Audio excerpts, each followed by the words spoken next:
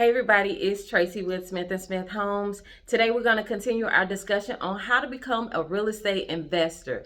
This particular series is Flipping 101, but before we get started, make sure you hit the like, subscribe, and the bell to make sure that you keep up with updates that we got going on, and make sure you watch the whole video.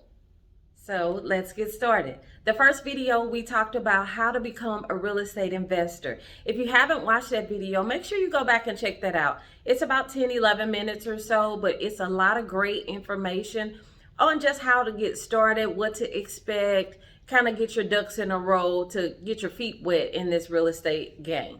So this video, we're going to talk about once you found your investment property that you want to flip, and you're getting ready to close on it. You have all your documents together. You're ready for the closing table, but there are a few things that you should be doing before you get to that closing table. As soon as I have a signed contract in hand, it's time to get to work. So while the title company is making sure that your property is free and clear of any liens and has a clean title, the loan officer is getting together the hundreds of thousands of documents that they need in order to close your loan. There are a couple of things that you can do before you even close to make sure that once you do close, you're ready to rock and roll. The first thing would be to order your dumpster. You know you have to do demo. You know you're going to need a dumpster. So check with the city that the property is located in just to be sure if you need a permit or not. You can go ahead and have that ordered. Just make it for the day of closing or the day after, whichever you prefer, to get started.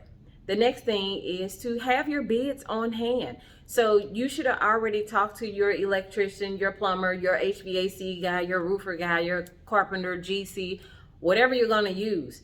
A lot of times what I would do is if I'm pretty sure that I'm going to contract on a house, I'll go ahead and have them meet me over there when I'm looking at it so they know what we're dealing with and they can somewhat give me an estimate. So when I'm getting my budget together, I know what those numbers are kind of going to be, so I can incorporate that into the budget. Another thing that you need to have is your timeline together. You don't want to be out here with no timeline. That doesn't make any sense whatsoever. So that means you're going to give free range to all the carpenters. They can take their time. The electrician can take their time. No, absolutely not. You should have a timeline. I usually, for smaller houses, 60 days max. If we can get done ahead of time, that's awesome. But 60 days is realistic, especially if you're just starting off. Sometimes if it's a bigger house, you may need a little bit longer. Bigger houses take longer time to get things done. If you're going to be doing a complete remodel to this property, make sure you have your architect come by so he can do measurements and do your drawings so that you can have that bigger kitchen or add that additional bathroom or take down that low-bearing wall so you can have an open floor plan so you can get top dollar for your property. Those drawings can be taken down to the city where you're going to apply for your building permit. You can't start work until you have the building permit. Usually takes about 5 to 10 days, just depending on the city that you're in. Or it can also be on-site approval.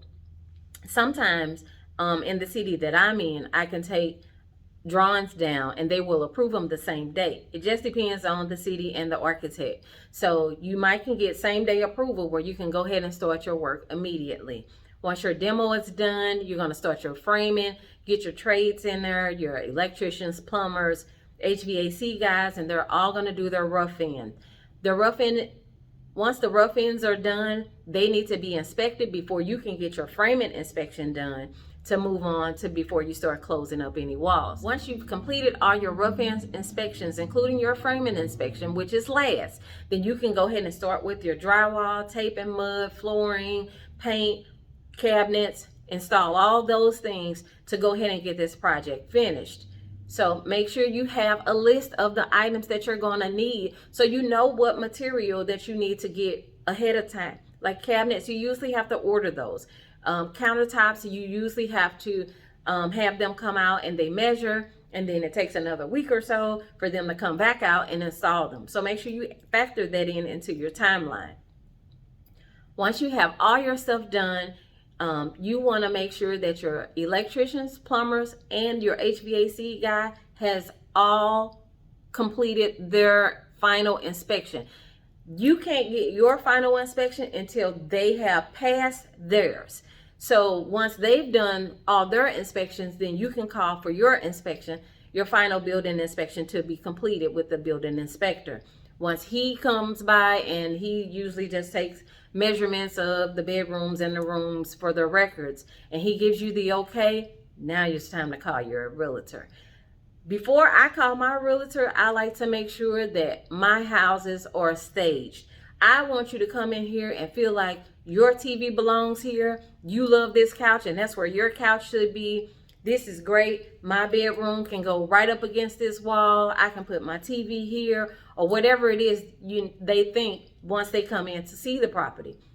Once you have it staged, and staging is a must for me. Once you're finished with the property, your realtor will get it listed for you. You'll have your open house, and you'll get a contract, hopefully multiple contracts on this property. Once you're ready to move on to the next, repeat the cycle, and let's go at it again. The thing here is to get in, get it done, not take too much time, but enough time to get it done correctly, get it listed, get it sold, and move on to the next. We are trying to make money here. And if you take too long, time is money. You're going to lose money.